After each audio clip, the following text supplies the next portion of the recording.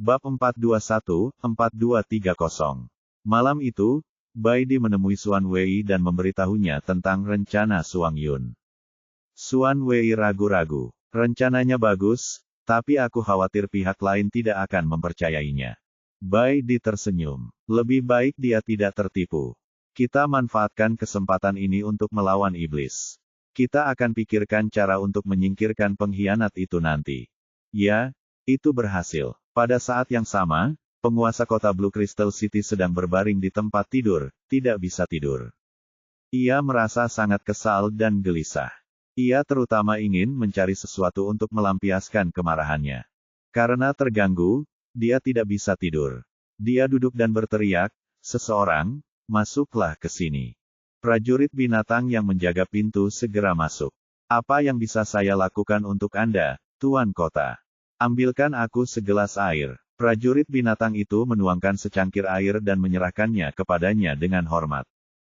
Ketika penguasa kota mengambil cangkir itu, dia tidak sengaja melihat leher prajurit binatang itu. Aura kesal di hatinya tiba-tiba memuncak. Ketika ia sadar kembali, ia telah mematahkan leher prajurit binatang itu. Prajurit itu pun jatuh ke tanah. Mata prajurit binatang itu membelalak tak percaya. Dia tewas dengan mata terbuka lebar. Sang penguasa kota terjatuh ke tanah, tangannya gemetar. Dia hanya terganggu sesaat tadi, tapi dia sudah membunuh seekor binatang buas. Yang lebih mengerikan adalah meskipun dia terkejut, dia tidak menyesalinya sama sekali. Dia bahkan merasa sedikit senang. Setelah beberapa saat, penguasa kota berangsur-angsur menjadi tenang. Dia tidak bisa meninggalkan mayatnya di sini. Jika orang lain menemukannya, itu pasti akan menimbulkan masalah. Penguasa kota mengangkat karpet kulit dan menggali lubang yang dalam dengan cakarnya. Ia melemparkan mayat itu ke dalam, mengisi lubang dengan tanah, dan menggunakan karpet kulit untuk menutupinya. Semuanya kembali normal seolah-olah tidak terjadi apa-apa. Sang penguasa kota mencuci tangannya, menyeka keringat dingin di wajahnya, lalu berbaring di tempat tidur. Kali ini, dia akhirnya berhenti berguling-guling dan tertidur. Hilangnya seorang prajurit binatang tidak menimbulkan keributan apapun di perkemahan. Semua orang sibuk mempersiapkan penyerbuan malam ini. Orang-orang datang dan pergi di kamp. Suasana tegang namun mendebarkan menyelimuti seluruh kamp. Langit segera menjadi gelap. Di tengah malam, penguasa kota Blue Crystal City memimpin pasukan pelopor menyeberangi Sungai Hitam. Dalam perjalanan, mereka secara tidak sengaja ditemukan oleh para iblis yang berpatroli. Kedua belah pihak langsung bertempur dengan sengit. Perkemahan ras iblis menjadi waspada dan bala bantuan segera bergegas datang. Pada saat yang sama, Suang Yun memimpin kelompok kedua untuk membantu melindungi penguasa kota Blue Crystal City. Angin malam bertiup, dan medan perang dipenuhi dengan sosok-sosok yang bertarung. Suara pertempuran mengguncang langit, dan binatang buas terus berjatuhan ke dalam genangan darah. Bulan di langit tampak diwarnai merah oleh darah, memperlihatkan aura berdarah yang aneh. Tiga penguasa kota lainnya memimpin pasukan mereka di sekitar medan perang utama dan bergegas ke perkemahan para iblis. Mereka mati-matian menghancurkan benteng-benteng dan menangkap para setan sebagai tawanan. Beberapa setan mencoba menelan benih setan untuk menghancurkan diri sendiri, namun mereka tersingkir terlebih dahulu. Penguasa kota Black Crystal City tiba-tiba berkata, "Aku terus merasa ada sesuatu yang salah." Penguasa kota Kristal Emas menatapnya. "Ada apa? Tidakkah kau pikir hanya ada sedikit setan di sini?" Begitu dia berkata demikian, semua orang menyadari bahwa jumlah iblis di kamp itu sangatlah sedikit. Selain beberapa binatang iblis yang menjaga pintu masuk saat mereka masuk, mereka hampir tidak melihat iblis lain di kamp. Seluruh kamp sangat sunyi. Situasi ini terlalu aneh. Penguasa kota Kristal Bumi ragu-ragu. Mungkin iblis lainnya telah pergi untuk melawan Suang Yun dan yang lainnya. Itulah sebabnya tidak ada seorang pun di kamp. Kedengarannya seperti itu suatu kemungkinan. Meskipun demikian, mereka tetap merasa bahwa seluruh masalah itu aneh. Sueling memimpin binatang-binatang berbulu itu melewati medan perang utama dan terbang menuju perkemahan musuh. Ketika dia melihat perkemahan musuh yang kosong, ekspresinya berubah. "Oh tidak, kita telah ditipu. Ayo kembali." Begitu mereka berbalik, mereka bertabrakan dengan binatang bersayap yang terbang ke arah mereka. Binatang bersayap itu menghalangi jalan mereka. Sueling khawatir akan keselamatan Huan-Huan, dan aura pembunuhnya akan meledak. Enyahlah.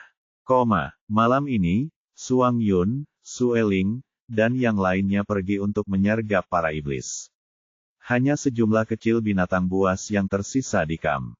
Huan-Huan khawatir akan keselamatan Suang Yun dan Sueling.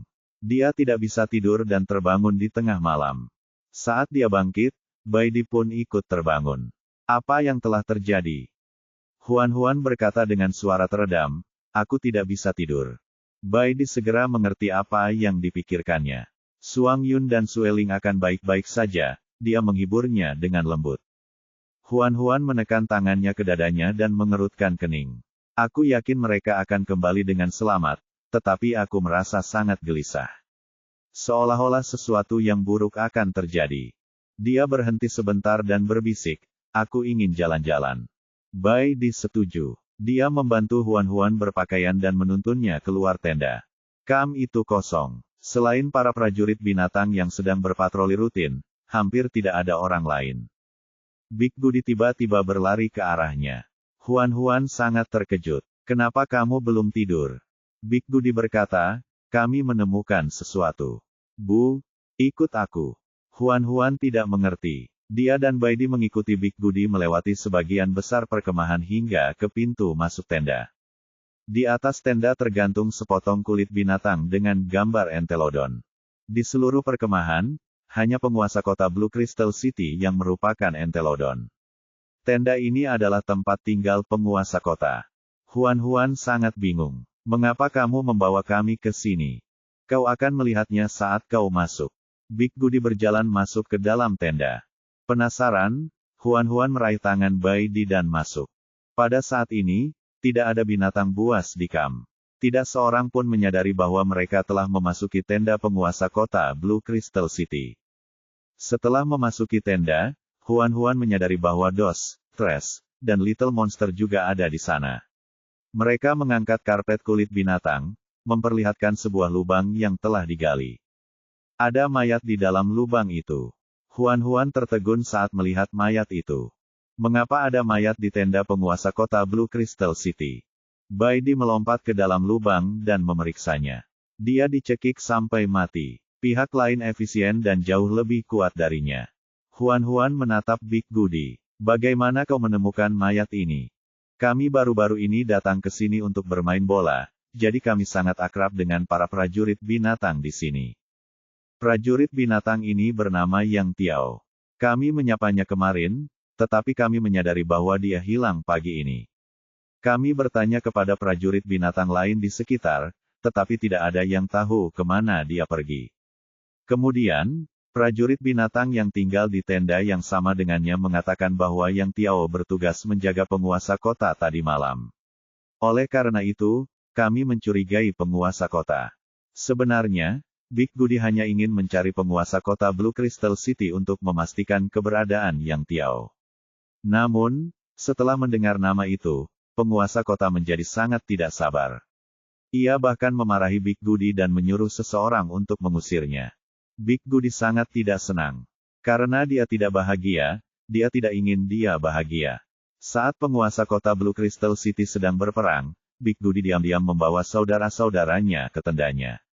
Mereka hendak membuat masalah ketika mereka tak sengaja mencium bau busuk mayat. Mereka mengikuti bau itu dan menggali tanah. Mereka benar-benar menemukan mayat. Dari kelihatannya, itu adalah Yang Tiao yang hilang. Mayatnya bau. Huan-Huan menutup mulut dan hidungnya dan mengerutkan kening. Bai Di, bagaimana menurutmu? Menurutku ini ada hubungannya dengan penguasa kota Blue Crystal City. Huan-Huan berpikir sejenak. Mungkinkah pengkhianat di kamp kita adalah penguasa kota kristal biru? Itu sangat mungkin terjadi. Panggil Xuan Wei ke sini. Lebih baik serahkan saja masalah pengkhianat itu padanya. Bai Di setuju. Tinggallah di sini bersama anak-anak. Aku akan mencari Xuan Wei. Aku akan segera kembali. Bai Di berbalik dan berjalan keluar dari tenda. Si baik besar mengitari mayat itu dengan patuh. Ekor serigalanya bergoyang-goyang. Aku tahu bahwa penguasa kota Blue Crystal City bukanlah orang baik. Huan menutup mulut dan hidungnya dengan satu tangan dan berjalan mengelilingi tenda. Dia melihat beberapa perban bekas ditumpuk di sudut. Karena tidak ada kain kasa di kota kristal biru, mereka menggunakan potongan kulit binatang sebagai perban. Perban tersebut tidak dapat bernapas, tetapi cukup lembut dan kuat. Huan berlutut. Dia mengenakan sarung tangannya dan mengambil perban kulit. Perbannya berlumuran darah dan tercium bau samar. Bau busuk itu terasa familiar baginya. Ia pernah menciumnya di suatu tempat sebelumnya. Tepat saat Huan tengah memikirkannya, lolongan serigala yang tergesa-gesa tiba-tiba terdengar dari luar. Itu serangan musuh. Huan segera membuang perban di tangannya dan bergegas keluar dari tenda. Dia melihat banyak sekali iblis menyeberangi sungai hitam dan menyerbu ke dalam kamp seperti air pasang. Para prajurit binatang yang bertugas berpatroli langsung tenggelam dalam pasukan musuh dan menghilang. Mengapa pasukan iblis menyerang saat ini? Suang Yun dan Sueling tidak ada di sana. Sebagian besar prajurit binatang buas telah dibawa pergi. Hanya ada sedikit pasukan yang tersisa di kamp. Mereka hampir tidak berdaya melawan pasukan iblis yang menyerbu. Ekspresi Huan berubah drastis saat dia dengan cepat naik ke punggung Big Goody. Pergi cari Baidi. Big Goody menggendong Huan dan berlari cepat. Dos, Tres, dan Little Monster mengikutinya dari dekat. Bulu putih keperakan dari keempat anak serigala itu sangat mencolok di malam hari. Mereka dengan cepat menarik perhatian pasukan ras iblis. Han Ying menyipitkan matanya dan memperhatikan mereka pergi. Tangkap mereka. Jangan biarkan mereka kabur. Pasukan setan segera mengejar Huan dan yang lainnya. Huan berbalik dan melihat para iblis bersenjata lengkap. Dia segera mengeluarkan busurnya dan menembakkan belasan anak panah. Setiap anak panah mengenai sasaran, tetapi para iblis itu tampaknya tidak menyadari rasa sakitnya. Setelah mencabut anak panah itu tanpa mengubah ekspresi, mereka terus mengejar dengan luka berdarah. Jumlah anak panahnya terbatas, jadi Huan harus menyingkirkan busurnya. Dia menyentuh untaian manik-manik kristal hijau. Big Goody, larilah ke sungai. Big Goody segera mengubah arah dan berlari menuju sungai. Mereka bergerak seperti angin di malam hari sambil dikejar. Ketika mereka hampir sampai di Sungai Hitam, Huan memanggil Choir. Spora jamur itu jatuh ke lumpur lunak dasar sungai dan langsung tumbuh menjadi sepetak besar jamur cahaya bulan. Mereka berkumpul bersama dan memancarkan cahaya biru pucat. Malam ini begitu indah. Kayu ilahi bergerak mengikuti angin. Oh! Suara nyanyian gembira itu mengejutkan keempat anak serigala, tetapi induknya tidak meminta mereka untuk berhenti. Oleh karena itu, keempatnya tidak berhenti dan segera berlari ke arah kelompok jamur itu. Huan berkata, berhenti. Kali ini anak serigala berhenti. Pasukan iblis yang mengejar juga menyerbu ke dalam kelompok jamur, tetapi sebelum mereka bisa menyentuh Huan, mereka terjerat oleh miselium yang menjalar dari segala arah. Aku bisa mencium bau iblis pada mereka. Mereka iblis dari jurang. Setan-setan itu merobek miselium itu, namun tak lama kemudian, lebih banyak miselium lagi yang terentang dan membungkusnya dengan erat seperti kepompong besar. Kepompong itu terus melilit mereka. Jamur cahaya bulan terus bernyanyi dengan gembira. Apakah kau masih bisa melihat jika aku memakan matamu? Apakah kau masih bisa memeluk jika aku memakan tanganmu? Apakah kau masih bisa hidup jika aku memakan hatimu? Sesaat kemudian, jamur cahaya bulan menarik kembali miseliumnya, memperlihatkan kerangka yang dagingnya telah dimakan. Melihat kejadian itu, anak-anak serigala tidak dapat menahan ekspresi terkejut. Jamur kecil yang tampaknya tidak berbahaya ini sebenarnya sangat ganas. Setelah menyerap cukup nutrisi, jamur cahaya bulan dengan cepat tumbuh lebih tinggi dan lebih besar. Dalam sekejap mata, mereka lebih tinggi dari Huan dan anak serigala. Anak-anak serigala tercengang. Mereka belum pernah melihat jamur sebesar itu. Dengan adanya jamur cahaya bulan, tempat ini sangat aman. Huan memutuskan untuk bersembunyi di sini bersama anak-anak serigala. Saat ini, kekhawatiran terbesarnya adalah Baidi. Mudah-mudahan dia akan menemukan jamur cahaya bulan di sini dan menemukannya sesegera mungkin. Huan berkata kepada jamur cahaya bulan di sampingnya, bolehkah aku naik ke atasmu? Tentu saja, kayu ilahiku sayang. Jamur cahaya bulan membungkuk dan membiarkan Huan-Huan memanjat ke atas tutup jamurnya. Topi itu halus dan lembut. Huan-Huan butuh banyak tenaga untuk duduk. Dia menjulurkan lehernya dan melihat ke kejauhan. Dia melihat bahwa pasukan iblis telah menduduki seluruh perkemahan dan sedang memburu prajurit binatang buas. Dia membelalakan matanya untuk waktu yang lama, tetapi dia masih tidak dapat menemukan Baidi. Namun, betapa terkejutnya dia melihat Sang Ye di antara pasukan iblis. Ular piton hitam besar itu sangat mencolok di antara banyak setan. Dia dan Han Ying sangat dekat. Han Ying tampak mengatakan sesuatu kepadanya, tetapi dia tidak mengatakan apa-apa. Dia hanya diam saja. Pada saat ini, Sang Ye tampaknya merasakan tatapan Huan-Huan. Dia mengangkat kepalanya dan menatap lurus ke arah Huan-Huan di tengah malam. Tatapan mereka bertemu. Sesaat kemudian, ular piton itu melata melewati banyak setan dan tiba 10 meter dari jamur cahaya bulan. Huan-Huan sangat bersemangat. Mengapa kamu di sini? Ular piton itu menatapnya dalam diam. Tatapannya yang dalam seakan ingin mencabik-cabiknya hingga ke tulang-tulangnya. Huan-Huan menatap matanya yang berwarna merah darah dan pola-pola iblis berwarna merah gelap di tubuhnya. Dia tidak dapat menahan diri untuk bertanya, apakah kamu sudah kembali ke ras iblis? Ular piton itu tetap diam. Huan-Huan sedikit marah. Katakan sesuatu. Setelah terdiam cukup lama, ular piton itu berkata, maaf. Kenapa kamu minta maaf? Aku kembali. Butuh beberapa saat baginya untuk menyadari bahwa dengan kembali, yang dimaksudnya adalah dia telah kembali ke iblis. Dia tidak dapat menahan diri untuk bertanya, mengapa? Mereka semua memperlakukanku seperti monster. Hanya iblis yang bisa menoleransiku. Huan-Huan tidak dapat berbicara. Saya ingin menjadi kuat. Saya ingin hidup. Itulah sebabnya saya harus kembali. Huan-Huan ingin menangis. Apa yang akan terjadi padaku jika kau pergi? Aku akan kembali. Tunggu aku. Seolah-olah ada penggiling daging besar di seluruh medan perang. Itu adalah pertempuran hidup dan mati di sini, dan darah dan daging beterbangan di mana-mana. Sueling melesat maju sendirian. Sayap merahnya yang besar terbang cepat di langit malam seperti api yang menyala-nyala saat ia tanpa ampun bertabrakan dengan musuh-musuh di depannya.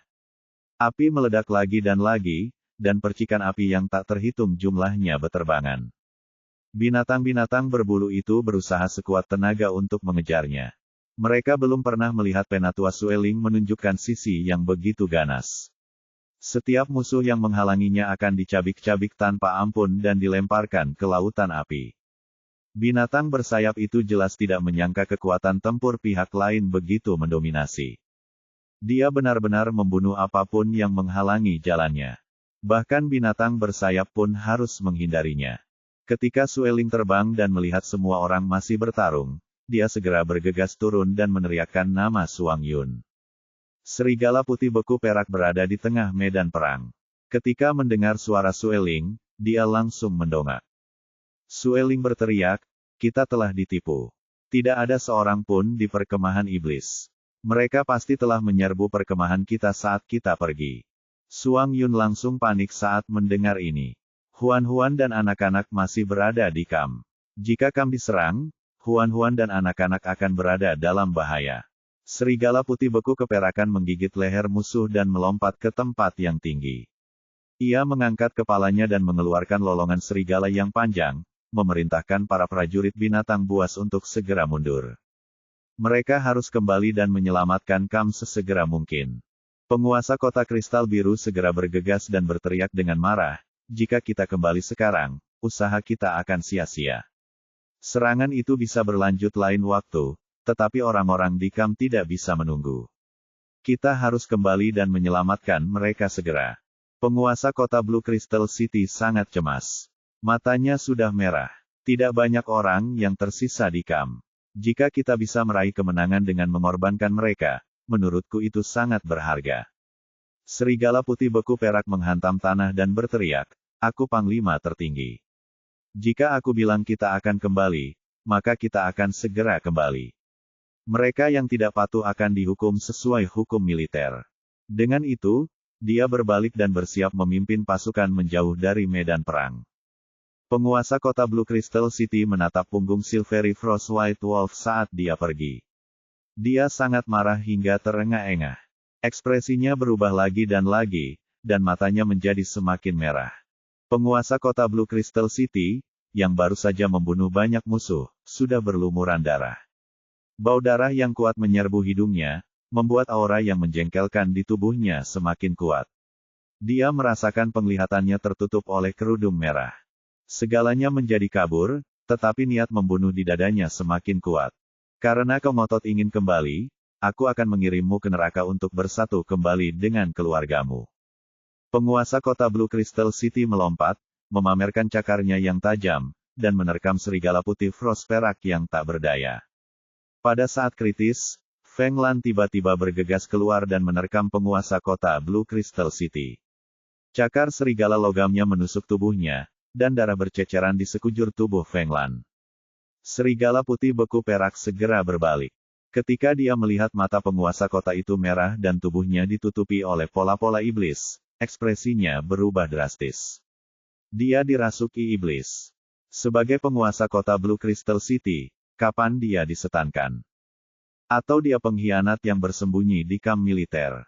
Banyak pikiran yang terlintas di benak Silvery Frost White Wolf, tetapi situasinya mendesak.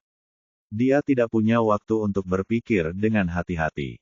Dia bergegas maju dan memasukkan Toad Skin Powder ke dalam mulut penguasa kota, membuatnya pingsan. Ketika tiga penguasa kota lainnya melihat ini, mereka semua tampak tercengang.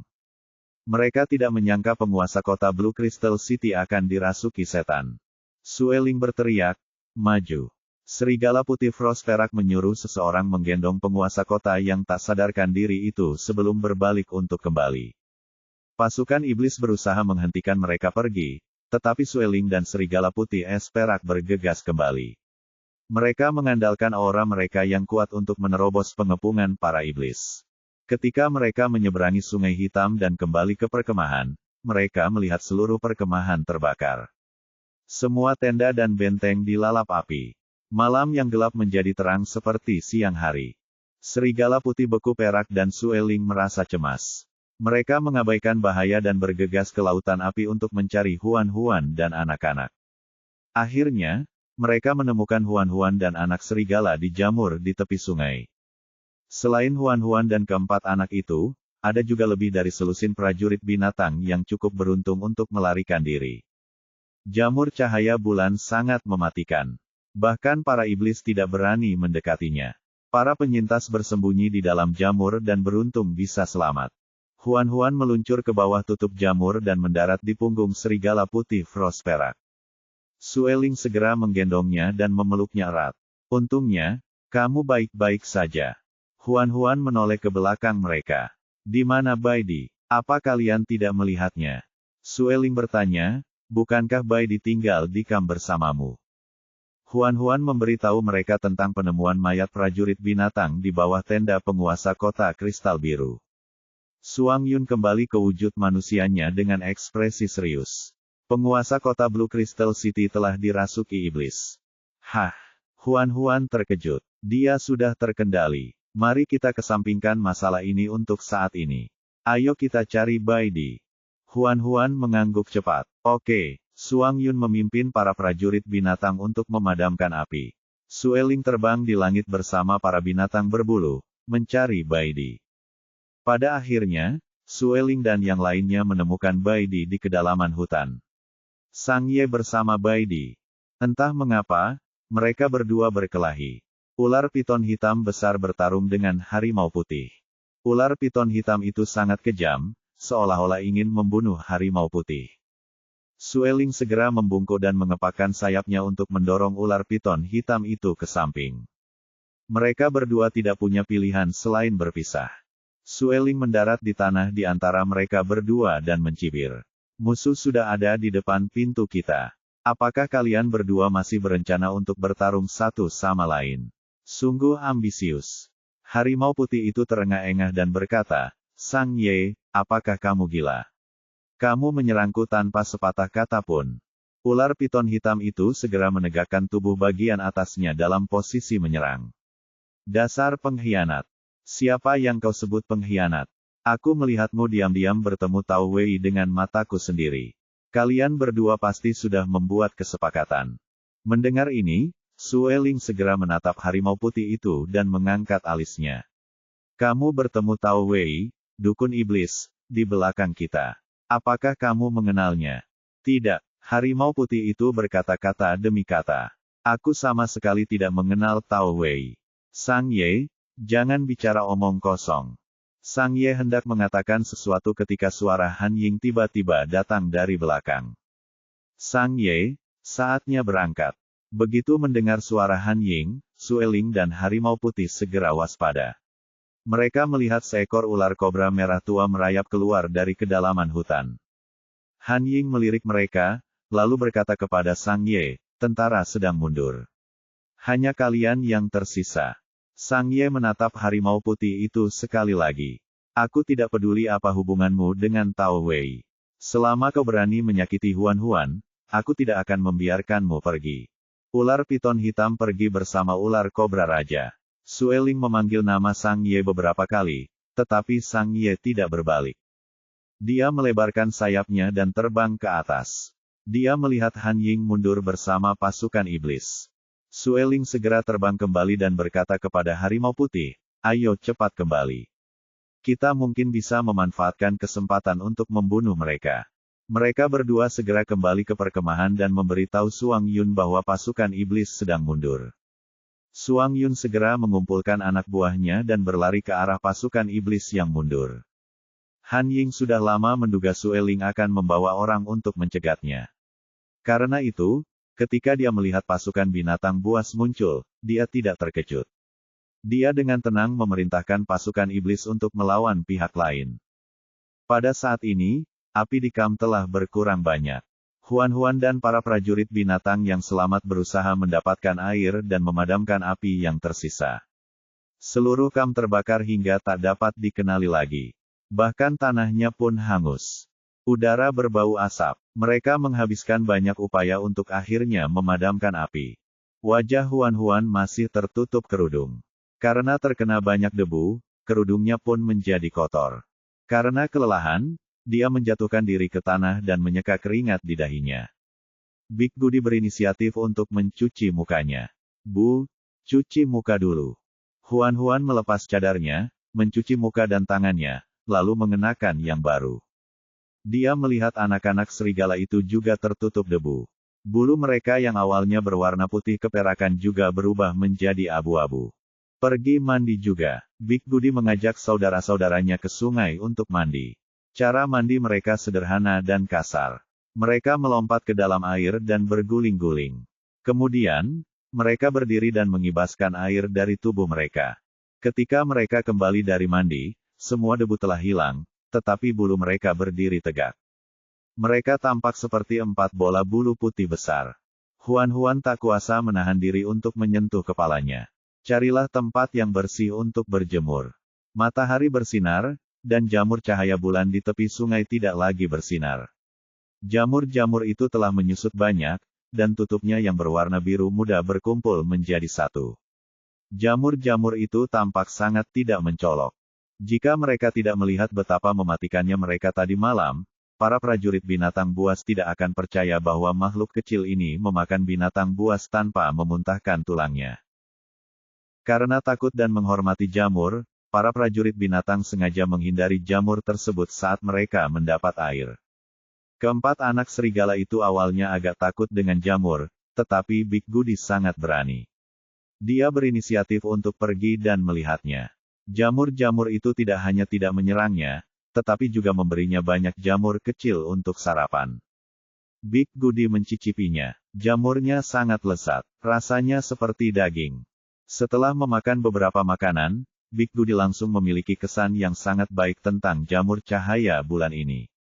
Dia sama sekali tidak takut pada jamur tersebut. Ia mengajak saudara-saudaranya untuk memetik banyak jamur dan menyuruh mereka membuat sarapan untuk para prajurit binatang. Kemudian, ia menemukan tempat di dekat jamur cahaya bulan dan berbaring untuk berjemur di bawah sinar matahari. Seorang prajurit binatang bergegas mencari Huan-Huan. Dokter penyihir Huan, penguasa kota Blue Crystal City telah bangun. Huan segera mengikuti para prajurit binatang buas ke sebuah tenda sementara yang sederhana. Penguasa kota dari kota kristal biru itu diikat ke sebuah pilar. Pola-pola iblis di tubuhnya telah menghilang, dan matanya telah kembali ke warna normalnya. Dia berada dalam kondisi pikiran yang buruk dan tampak sangat lelah. Siapa yang mengikatku? Lepaskan aku. Kau tahu siapa aku? Aku penguasa kota Blue Crystal City. Kau akan dihukum mati karena memperlakukanku seperti ini. Saat Huan masuk ke dalam tenda, dia kebetulan melihat penguasa kota sedang menegur dua prajurit binatang yang bertugas menjaganya. Dia meminta kedua prajurit binatang itu untuk minggir, lalu berkata kepada penguasa kota, banyak binatang melihatmu menyerang Suang Yun di medan perang. Ekspresi penguasa kota berubah, lalu dia menggertakkan giginya. Saat itu aku tidak berpikir jernih. Aku tidak bermaksud menyerangnya. Itu semua salah paham. Kesalahpahaman. Huan menatapnya dengan tenang. Jika seranganmu terhadap Suang Yun adalah kesalahpahaman, maka apakah iblisisasimu juga merupakan kesalahpahaman? Demonisasi apa? Omong kosong. Dan mayat prajurit binatang yang terkubur di bawah tendamu, apakah itu juga kesalahpahaman? Ekspresi penguasa kota berubah lagi dan lagi. Wajahnya menjadi semakin pucat. Hanya nadanya yang tetap tegas. Aku tidak tahu apa yang kau bicarakan. Huan mendekatinya sedikit. Tidakkah kau mencium bau busuk itu? Itu bau khas iblis. Saya tidak mencium baunya. Saya tidak dirasuki setan. Saya dizalimi. Penguasa kota menolak mengakui bahwa dirinya telah dirasuki setan. Huan tidak mau repot-repot berdebat dengannya. Dia mundur 2 langkah dan meletakkan tangannya di belakang punggungnya. Tidak masalah apakah kau mengakuinya atau tidak. Bagaimanapun, buktinya meyakinkan. Saat pertempuran ini berakhir, kau akan diperlakukan sesuai hukum. Sebagai penguasa kota, kau sebenarnya telah dirasuki setan. Kau bahkan membunuh seorang prajurit binatang dan mengkhianati rakyatmu sendiri di medan perang. Kejahatan ini cukup membuatmu mati 1000 kali. Semakin dia berbicara, semakin jelek ekspresi penguasa kota itu. Dia mencoba melawan. Aku tidak membunuh prajurit binatang itu. Pikiranku kacau. Aku tidak tahu apa yang terjadi. Ketika aku sadar kembali, prajurit binatang itu sudah mati. Aku tidak tahu apa-apa. Huan menggelengkan kepalanya. Kamu harus menyimpan kata-kata ini untuk orang-orang di kuil. Coba tebak apakah mereka akan mempercayaimu. Bibir penguasa kota menjadi pucat. Kuil tidak akan cukup bodoh untuk mempercayai apa yang baru saja dikatakannya. Dia tahu lebih dari siapapun bahwa pada titik ini, dia benar-benar dikutuk. Huan berkata, jika kamu mengatakan yang sebenarnya tentang bagaimana kamu dirasuki setan, aku dapat mempertimbangkan untuk memohon kepadamu dan meminta orang-orang dari kuil untuk mengampuni nyawamu. Penguasa kota sama sekali tidak mempercayainya. Kau hanya seorang dukun biasa. Siapa kau yang bisa membelaku? Orang-orang dari kuil tidak akan peduli padamu sama sekali. Huan merendahkan suaranya dan berkata dengan misterius, sejujurnya, aku kenal seseorang yang berada di atas kuil. Siapa? Huan mengacungkan jempolnya. Dia adalah binatang yang paling dihormati di kuil 10.000 binatang. Aku mengenalnya, dan kami berteman. Selama dia mengucapkan kata itu, nyawamu akan segera terselamatkan. Penguasa kota itu skeptis. Kau kenal tetua pertama, tapi bukankah dia ingin membunuhmu sebelumnya?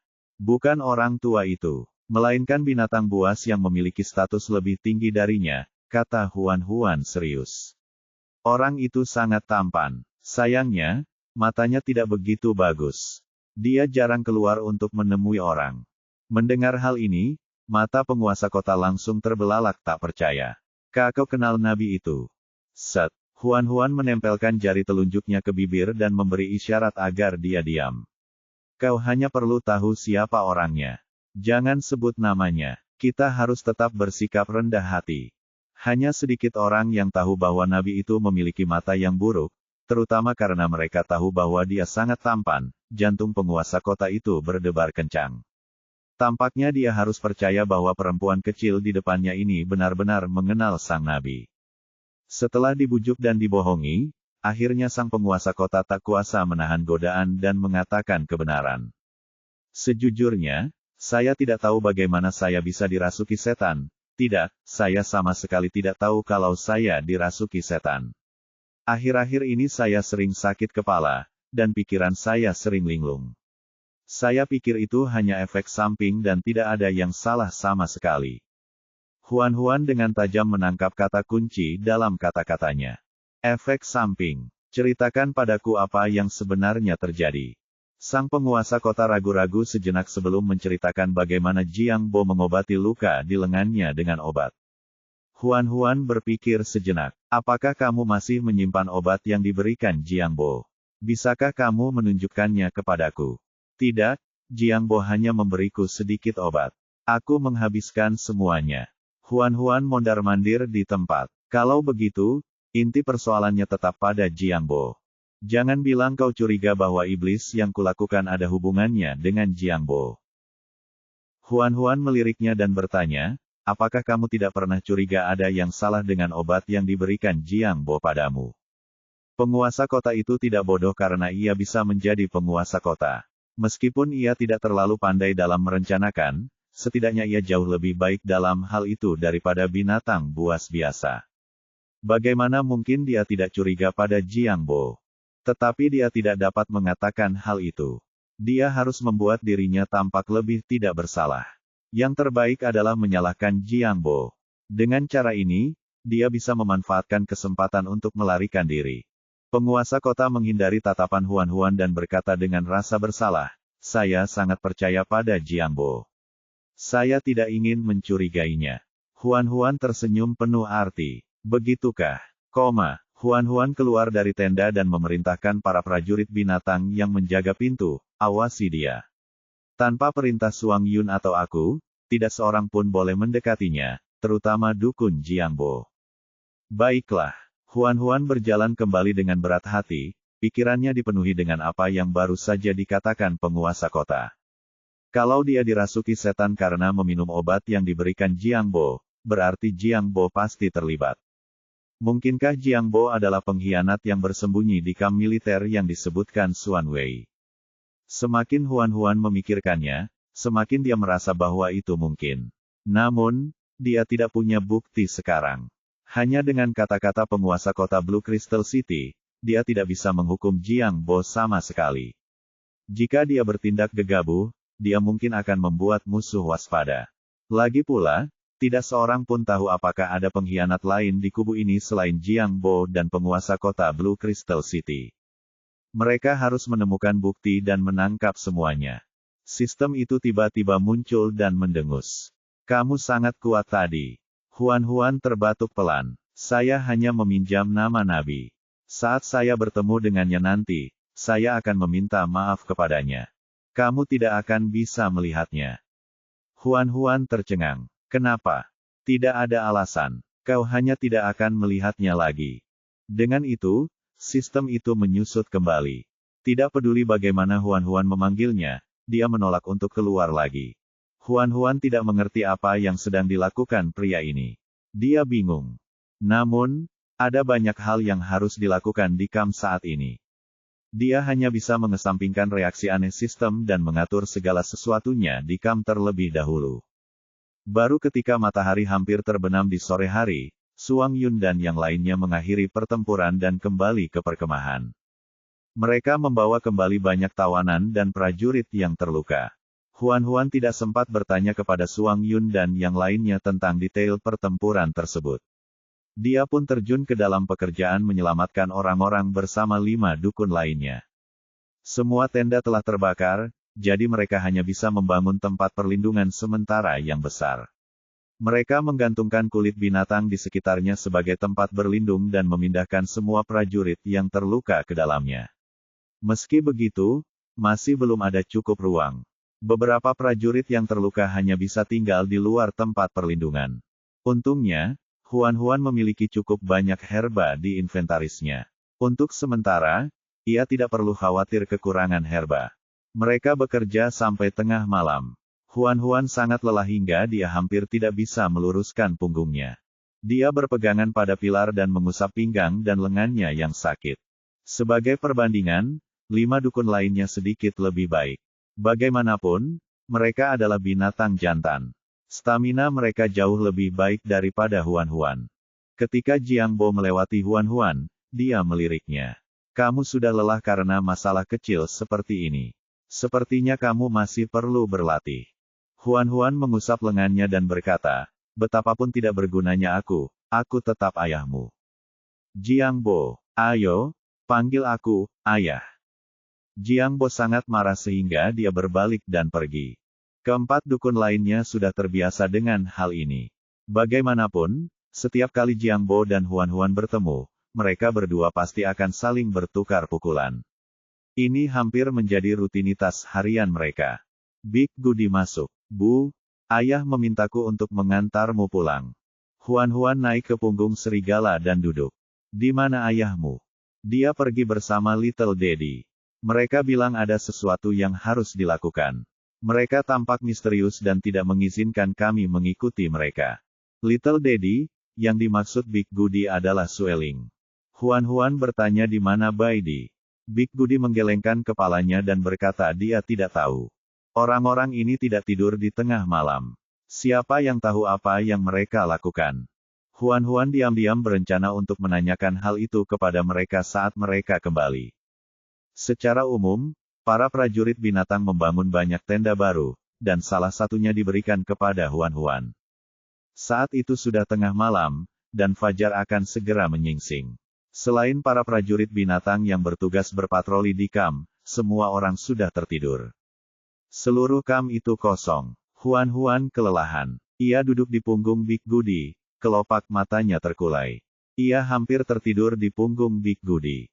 Tiba-tiba dia melihat sosok yang dikenalnya melintas cepat di depannya. Itu Jiang Bo. Dia keluar dari tenda sendirian dan berjalan pelan menuju hutan. Dia tampak sangat mencurigakan. Jantung Huan-Huan berdebar kencang. Mungkin dia bisa memanfaatkan kesempatan ini untuk mendapatkan bukti pengkhianatan Jiang Bo. Rasa kantuknya langsung hilang. Dia segera melompat dari punggung serigala dan berkata kepada Big Goody, cepatlah cari ayahmu. Katakan padanya bahwa aku melihat Jiang Bo bertingkah mencurigakan. Katakan padanya untuk segera mencariku. Aku akan meninggalkan jejak biji bunga matahari di sepanjang jalan. Big Goody khawatir tentangnya. Terlalu berbahaya bagimu untuk sendirian.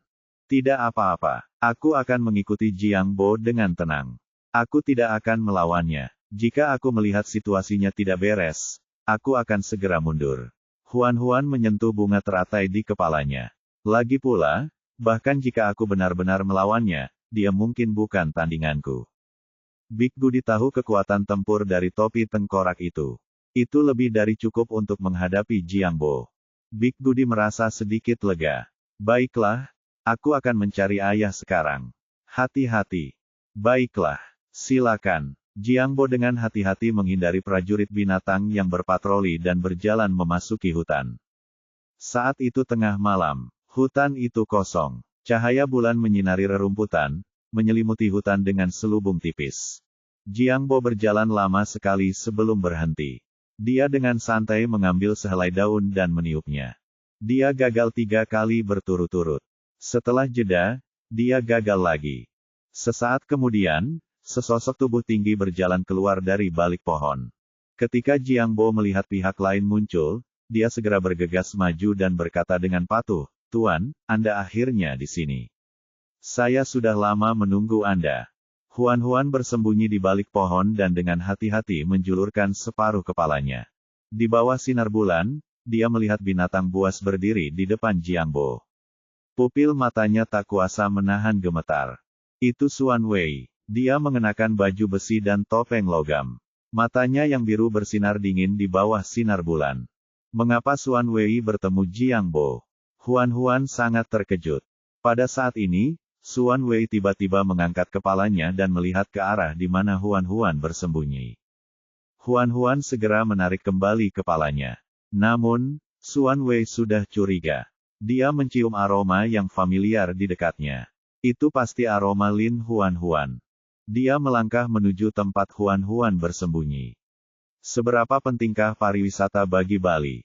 Wawasan CNA. Huan segera mengambil sebutir biji teratai, memasukkannya ke dalam mulut, lalu menelannya. Xuan Wei dengan waspada pergi ke balik pohon dan menemukan bahwa tidak ada seorang pun di baliknya. Di mana dia? Xuan Wei melihat sekelilingnya dan bahkan menatap pohon itu, tetapi dia tidak menemukan petunjuk apapun. Bahkan aroma yang biasa ia cium sebelumnya telah hilang sama sekali. Jiang Bo bertanya dengan gugup, "Ada apa?" "Tidak apa-apa. Mungkin aku hanya berhalusinasi." Xuan Wei mengalihkan pandangannya dan menatap Jiang Bo lagi. "Kenapa kau memanggilku ke sini? Bukankah sudah kubilang jangan mencariku kecuali itu penting?"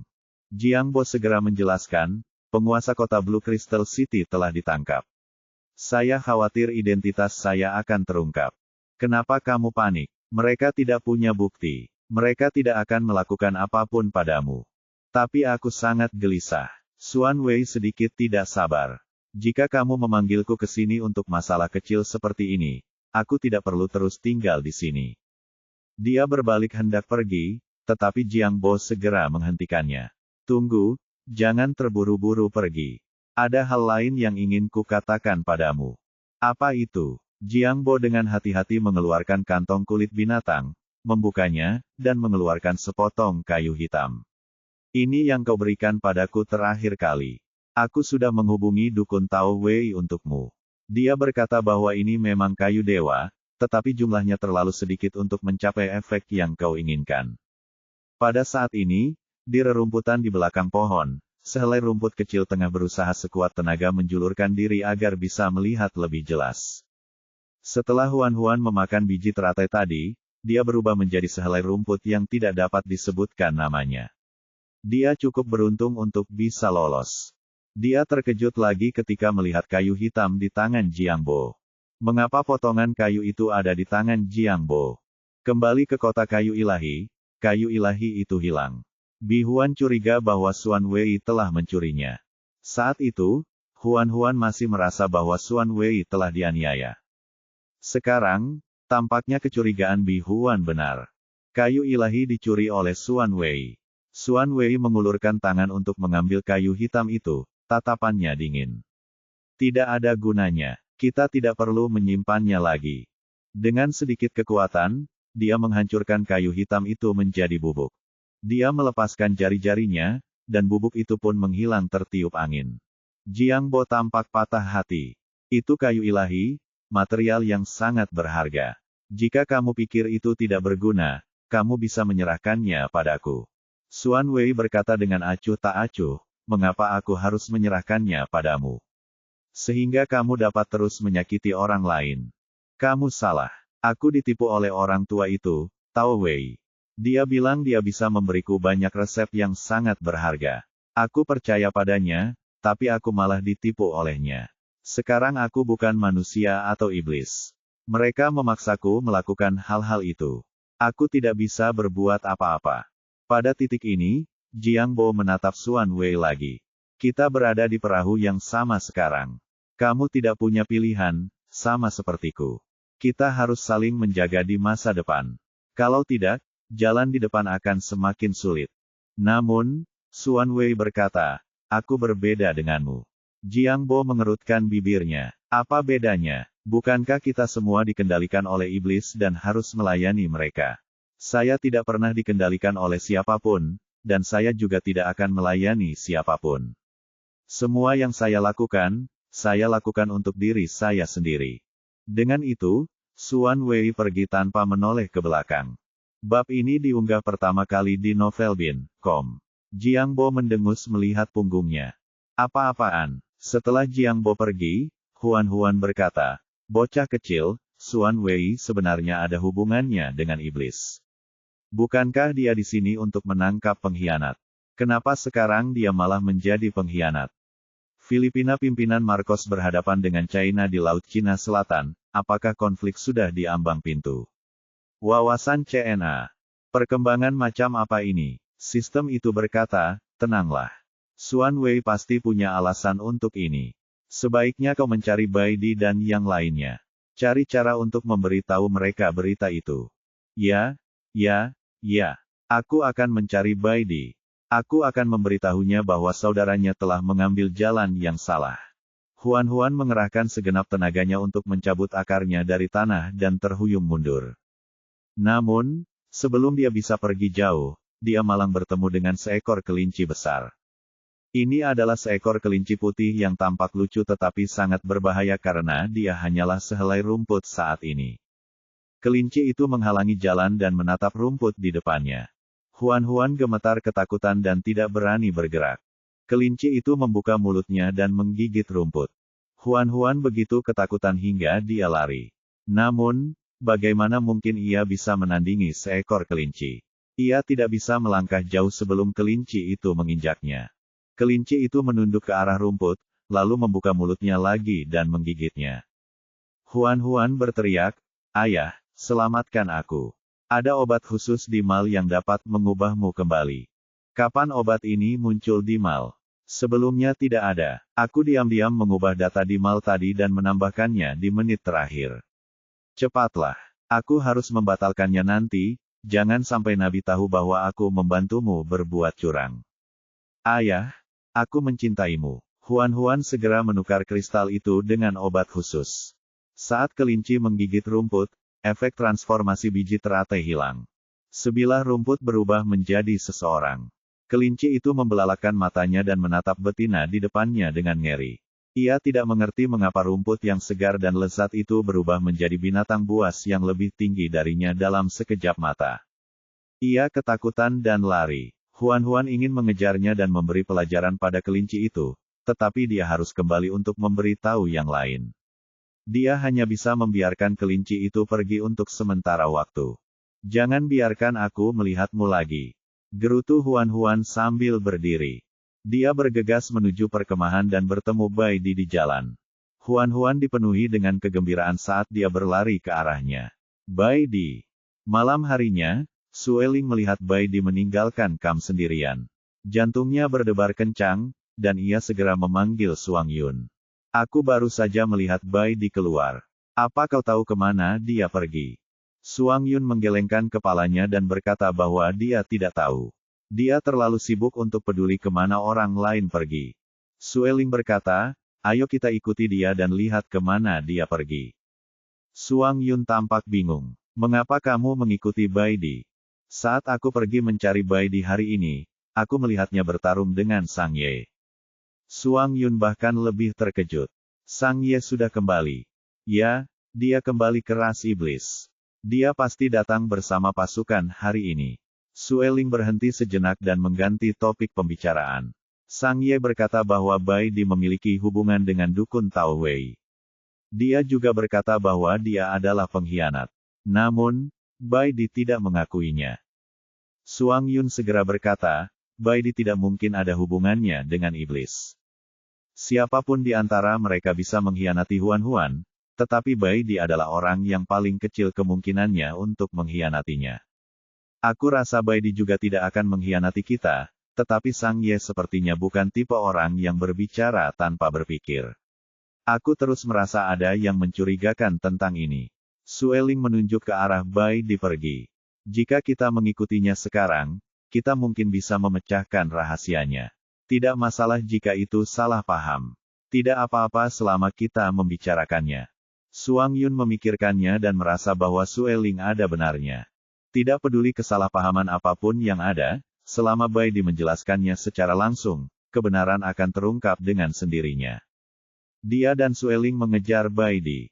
Setelah meninggalkan Kam, mereka berjalan jauh sebelum melihat Bai Di. Sueling merendahkan suaranya. Sudah sangat larut. Tidakkah menurutmu dia mencurigakan karena datang ke tempat terpencil seperti ini sendirian? Suang Yun berkata, mungkin dia punya sesuatu untuk dilakukan. Apa yang tidak bisa dia lakukan di siang hari? Kenapa dia harus datang di tengah malam? Suang Yun tidak bisa menjawab dan hanya bisa berkata dengan muram, cepat dan ikuti dia. Jangan sampai dia hilang. Sueling tersenyum dan mempercepat langkahnya untuk menyusulnya. Kurasa dia mungkin sudah menemukan kita, katanya santai. Hah, Sueling berkata sambil berjalan, apa kau tidak memperhatikan? Dia terus membawa kita ke tempat yang sama. Suang Yun melihat sekeliling. Baru saja, Dia merasa bahwa lingkungan sekitar sangat familiar. Dia pikir itu hanya imajinasinya, tetapi mereka kembali ke tempat semula. Apa yang harus kita lakukan sekarang? Suang Yun merasa malu. Dia telah ketahuan. Bagaimana dia akan menjelaskannya nanti? Sueling merapikan pakaiannya. Baiklah, karena kita sudah ketahuan, ayo kita naik dan menyapa. Hei, tunggu sebentar. Sueling mengabaikan kata-kata Suang Yun dan berjalan keluar dari bayangan di bawah pohon. Dia menyapa sambil tersenyum, kebetulan sekali. Aku tidak menyangka akan bertemu denganmu di sini. Melihat Sueling sudah terbongkar, tidak ada gunanya bersembunyi lagi.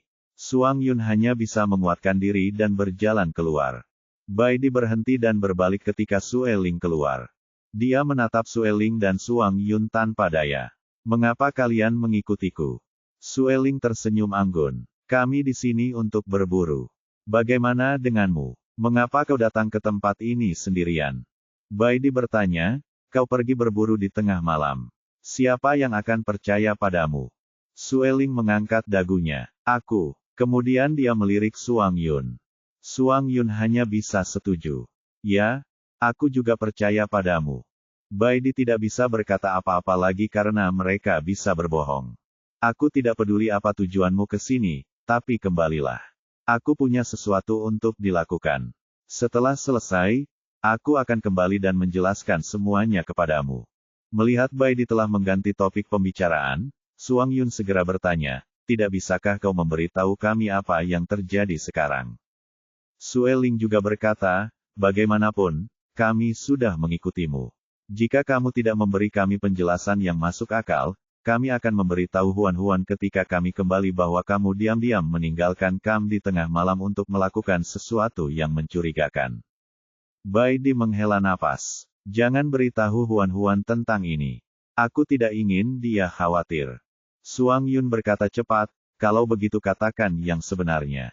Kita ini keluarga. Apapun masalahnya, kita bisa menghadapinya bersama. Ekspresi Baidi tidak terbaca. Ini masalah pribadi. Tidak perlu melibatkanmu. Masalah pribadi. Apakah kamu benar-benar memiliki orang lain di belakang Huan-Huan? Jangan konyol. Baidi tidak tahu apakah harus tertawa atau menangis. Maksudku bukan masalah pribadi seperti itu. Lalu, apa yang kau bicarakan? Jika kau tidak menjelaskannya dengan jelas, kita akan dipaksa untuk membiarkan imajinasi kita menjadi liar.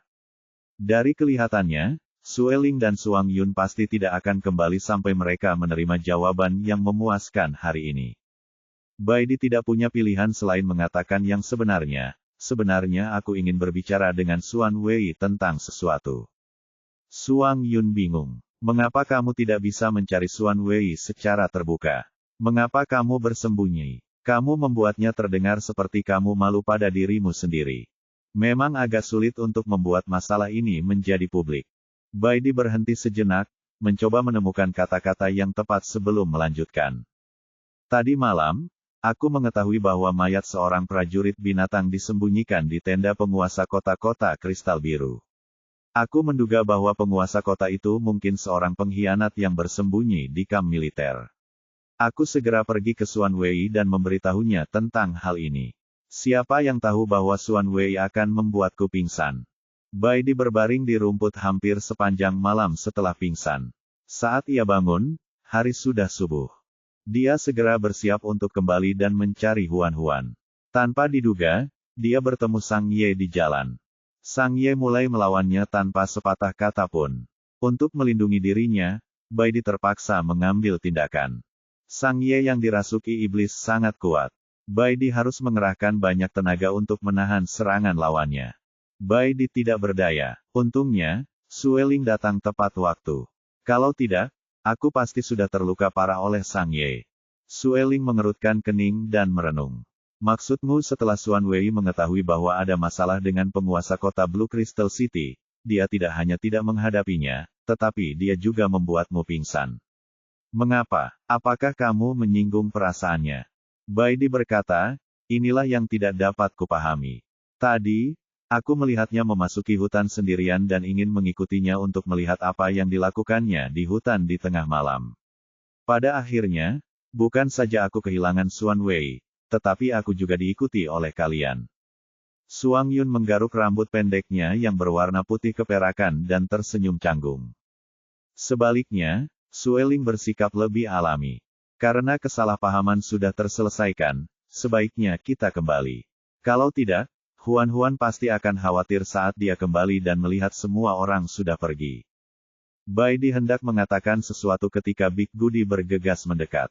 Dia berkata dengan cemas, "Ibu pergi mengikuti Jiangbo.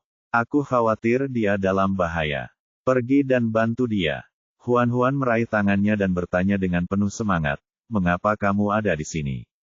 Sebelum Bai Di sempat berkata apa-apa, dia melanjutkan dengan cemas, "Tadi aku melihat Xuan Wei sedang berbicara dengan Jiangbo. Ternyata mereka berdua saling berhubungan secara diam-diam. Xuan Wei juga mengambil kayu ilahi yang hilang di kota kayu ilahi. Ada masalah besar dengannya. Kamu harus berhati-hati di masa mendatang." Bai Di setuju. "Begitu ya, ayo kita kembali dan beritahu Suang Yun dan Sue Ling tentang ini." Huan meraih tangan Bai Di dan berjalan cepat. Namun, dia tidak bisa menarik Bai Di. Huan menoleh padanya dan bertanya dengan curiga, "Mengapa kamu tidak ikut?"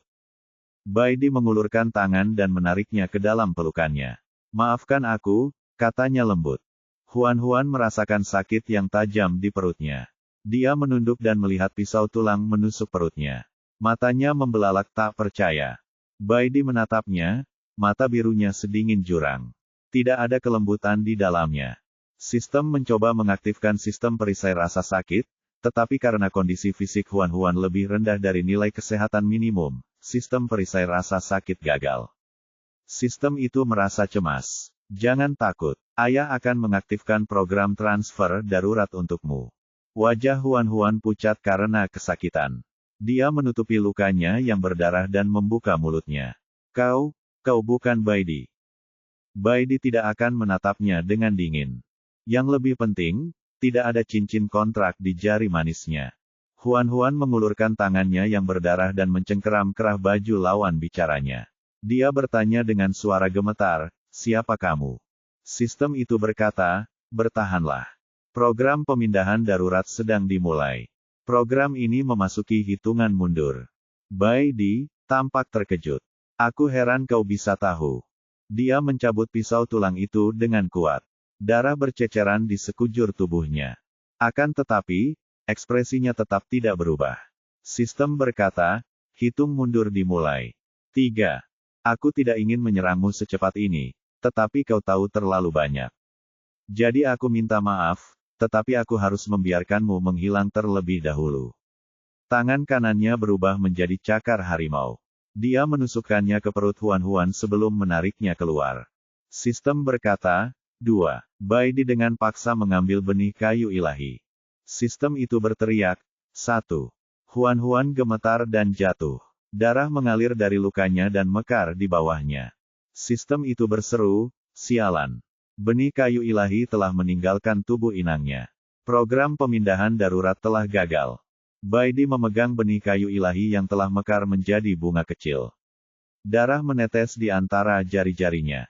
Dia menatap Huan. "Meskipun tampaknya munafik untuk mengatakan hal-hal seperti itu sekarang, aku tetap harus mengucapkan terima kasih karena telah mengobati bekas luka di wajahku."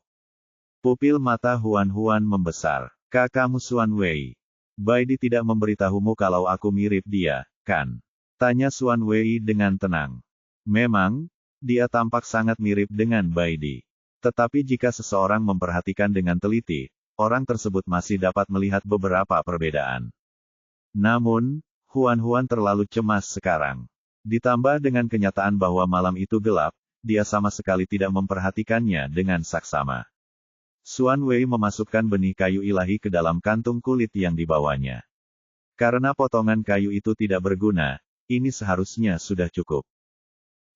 Sang Ye telah memikirkan tentang pertemuan pribadi Bai Di dan Tao Wei. Dia sangat khawatir tentang keselamatan Huan. Dia memikirkannya dan memutuskan untuk memeriksa Huan. Setidaknya, dia harus mengingatkan Huan untuk berhati-hati terhadap Bai Di. Berhenti. Han Ying menghentikannya. "Mau kemana?" Sang Ye berhenti. "Aku akan mencari Huan. Kita sedang melawan mereka sekarang. Jika kau terburu-buru sekarang, kau akan menemui ajal. Kau tidak boleh pergi. Sang Ye berpendapat, aku akan menghindari prajurit binatang itu dan tidak membiarkan mereka menemukanku. Han Ying bertekad. Tidak. Melihat dia tidak setuju, Sang Ye berhenti berbicara dan berbalik untuk berjalan keluar. Han Ying memanggilnya beberapa kali, tetapi dia tidak bisa menghentikannya. Pada akhirnya, dia hanya bisa melihatnya pergi. Tao Wei berjalan mendekat dan tersenyum. Keponakanmu memiliki watak yang mirip dengan kakakmu. Mereka berdua sangat keras kepala. Han Ying berkata dengan suara rendah, dia tidak akan menyadari keadaan sampai dia menabrak tembok. Anak muda memang selalu impulsif. Biarkan saja dia. Kalau kepalanya terbentur, dia akan tahu sendiri untuk patuh. Sang Ye diam-diam menyeberangi Sungai Hitam.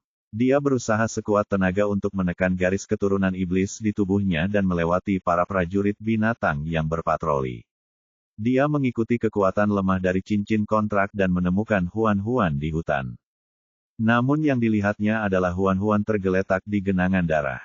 Di sampingnya berdiri seekor binatang buas dengan darah di tangannya. Itu adalah Bai Di. Di bawah amarahnya yang luar biasa, garis keturunan iblis dalam tubuh Sang Ye langsung terbangun. Dia berubah menjadi ular piton hitam. Tato merah gelap menutupi tubuhnya, dan matanya yang merah menyala dipenuhi dengan niat membunuh. Setiap orang yang menyakiti Huan-Huan pantas mati. Ular piton menerkam Xuan Wei. Xuan Wei dengan mudah menghindari serangannya dan mundur dari jangkauan serangannya. Dalam sekejap mata, dia menghilang ke dalam kegelapan malam.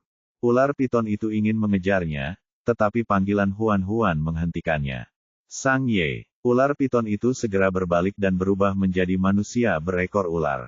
Ia melihat luka di perut Huan-Huan masih berdarah. Darah telah menodai pakaiannya.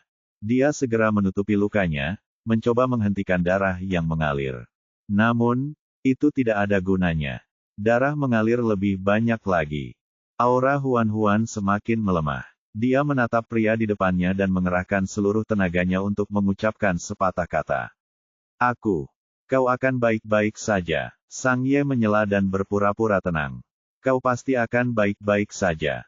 Aku akan membawamu kembali ke ras iblis sekarang. Aku akan meminta Tao Wei untuk mengobati lukamu. Keterampilan medisnya sangat bagus. Dia pasti bisa mengobatimu. Matanya berubah merah. Air mata berkilauan di sudut matanya. Huan-Huan ingin memberitahunya untuk tidak menangis. Tetapi dia tidak dapat mengatakannya. Lukanya terlalu sakit. Sang Ye menggendongnya dan segera berlari ke arah Sungai Hitam. Dia begitu terburu-buru sehingga dia bahkan tidak repot-repot menyembunyikan identitasnya. Dia dengan cepat ditemukan oleh para prajurit binatang yang berpatroli. Para prajurit binatang segera mengepung Sang Ye dan mencoba membunuh musuh yang menyerbu ini. Sang Ye merasakan bahwa gadis kecil di pelukannya perlahan-lahan kehilangan napasnya.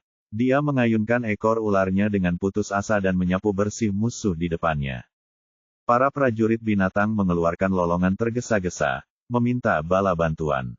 Seseorang melihat wanita itu dalam pelukan Sang Ye dan berteriak, iblis ini membunuh dukun Huan-Huan. Kita harus menghentikannya. Kita tidak boleh membiarkannya lolos. Kesadaran Huan-Huan memudar. Dia merasakan jiwanya meninggalkan tubuh ini dan melayang ke waktu lain yang jauh.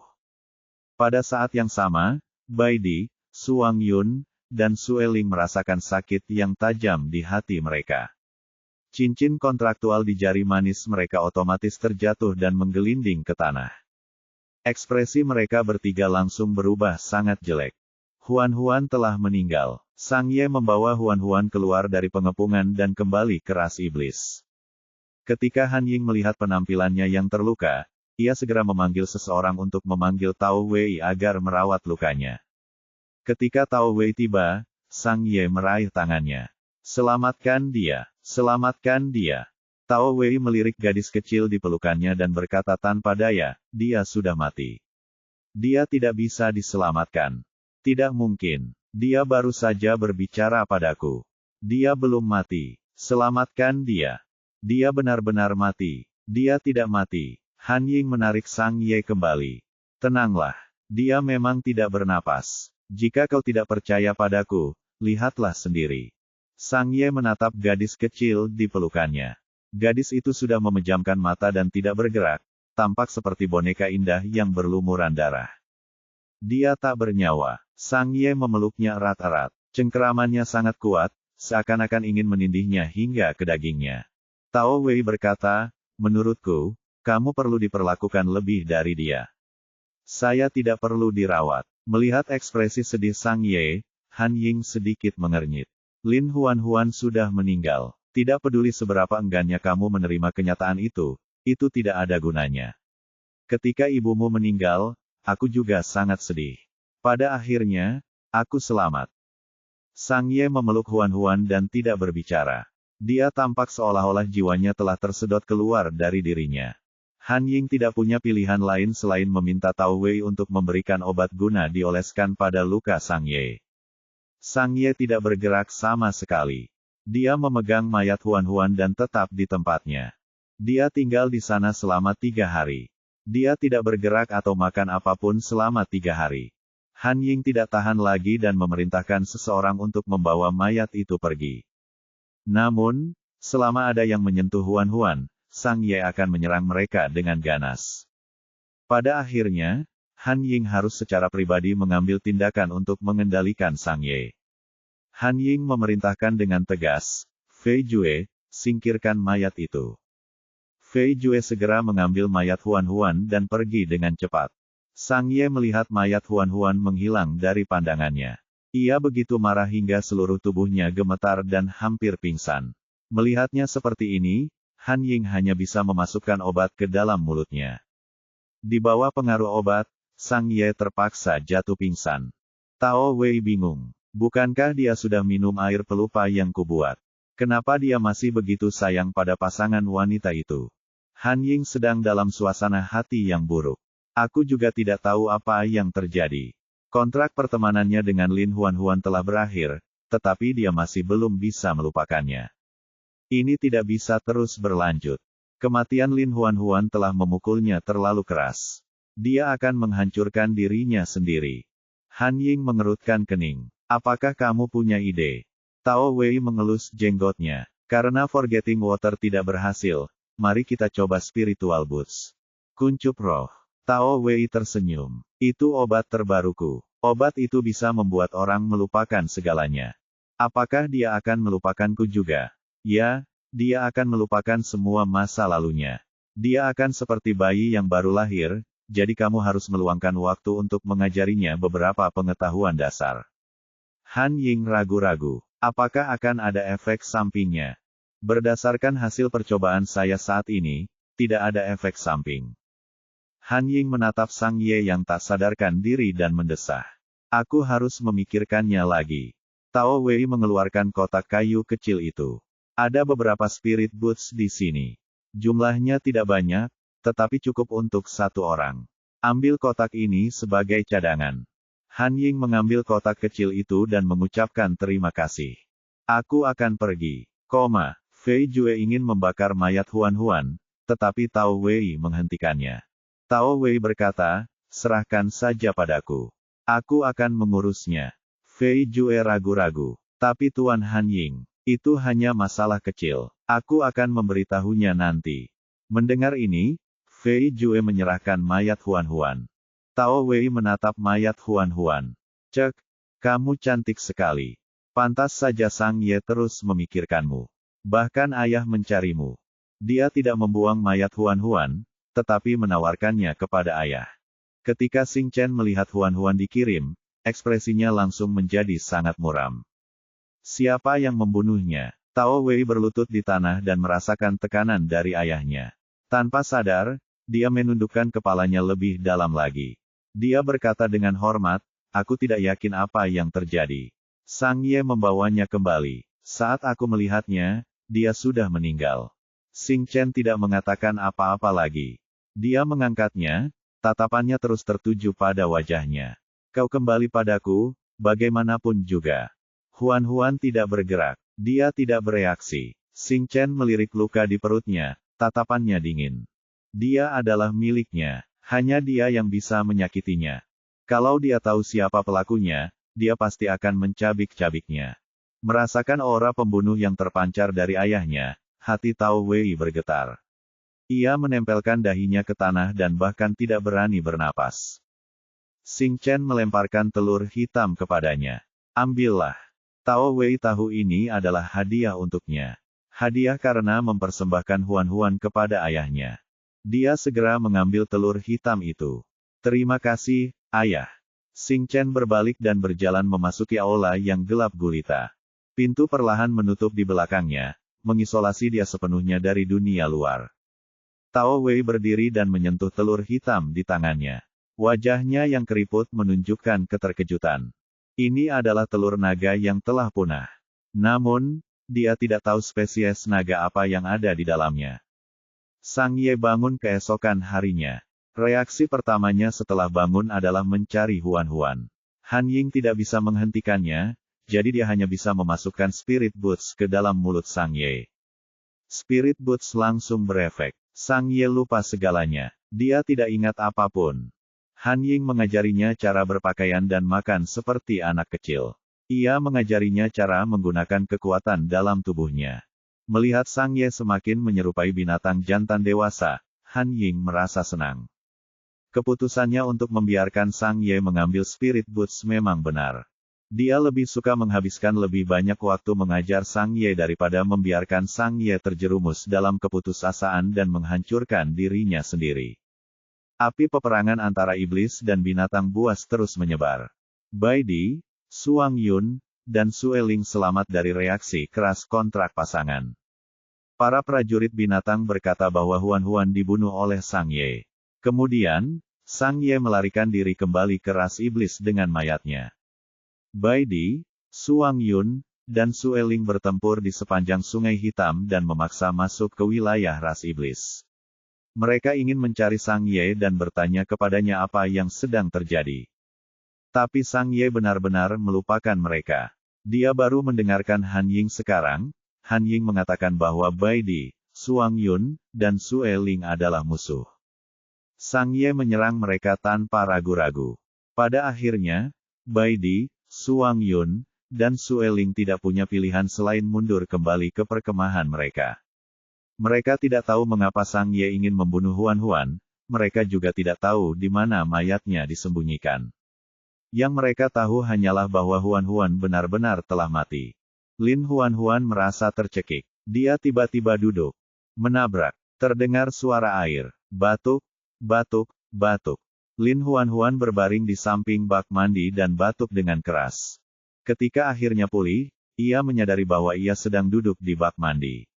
Ia dikelilingi oleh ubin. Tepat di seberangnya terdapat wastafel setinggi pinggang dengan cermin kaca yang tertutup kabut. Ini kamar mandinya. Jantung Huan-Huan berdebar kencang. Mungkinkah dia bertransmigrasi kembali? Dia bangkit berdiri, mengenakan jubah mandi, dan berlari keluar kamar mandi tanpa alas kaki. Rumah 3 kamar itu rapi dan bersih. Ini adalah warisan yang ditinggalkan ibunya sebelum dia meninggal. Ketika dia dewasa, dia pindah dari rumah pamannya dan tinggal di rumah ini sendirian. Huan-Huan membuka tirai. Ada sekelompok wanita parubaya menari di alun-alun di lantai bawah. Lagu, tren etnis terpanas bergema di seluruh lingkungan. Di kejauhan, ada gedung-gedung tinggi. Sebuah pesawat penumpang terbang melintas di langit. Ini memang tempat yang telah ia sebut rumah selama lebih dari 20 tahun. Dia benar-benar kembali. Lin Huan-Huan duduk di sofa dengan linglung dan menatap kosong ke layar TV. Layar memantulkan penampilannya saat ini. Rambutnya basah dan basah kuyup. Ia mengenakan jubah mandi berwarna merah muda pucat yang telah dibelinya beberapa waktu lalu. Sofa di bawah pantatnya dibalut kain bermotif bunga. Sofa itu agak tua. Sofa itu berderit sedikit saat ia duduk. Mengapa dia tiba-tiba kembali? Lin Huan-Huan bingung. Bukankah seharusnya dia mati di benua binatang? Dia mencoba memanggil sistem. Anak nakal. Ayah. 438. Tidak ada respon. Sistemnya pun hilang. Hati Huan-Huan akhirnya tenggelam. Mungkinkah semua yang dialaminya di benua binatang itu hanya mimpi? Apakah Bai Di, Suang Yun, Sang Ye, dan Sue Ling hanyalah sosok ilusi? Apakah tidak ada satupun dari anak-anaknya yang ada? Lin Huan tidak dapat menahan diri untuk menutupi wajahnya. Kepalanya sakit, dan dia merasa tercekik. Pada saat itu, teleponnya berdering di kamar tidurnya. Lin Huan tidak bergerak. Telepon itu berdering lagi dan lagi. Butuh waktu lama untuk berhenti. Tak lama kemudian, bel pintu rumah tiba-tiba berbunyi.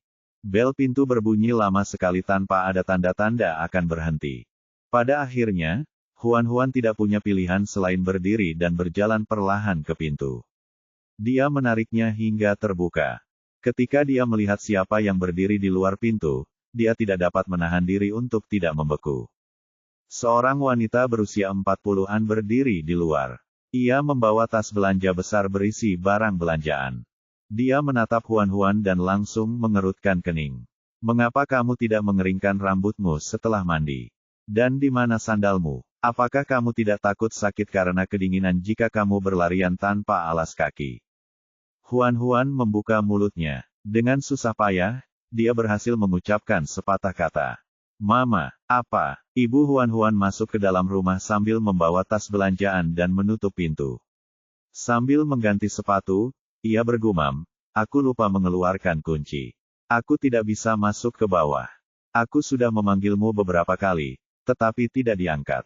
Untungnya, Paman Zhang dari unit lantai atas membukakan pintu untukku. Kalau tidak, aku pasti masih berdiri di luar. Huan menatapnya dengan penuh kerinduan. Ia tidak pernah bertemu ibunya sejak ibunya meninggal dalam kecelakaan mobil saat ia berusia 10 tahun. Setelah bertahun-tahun, dia hampir lupa seperti apa rupa ibunya.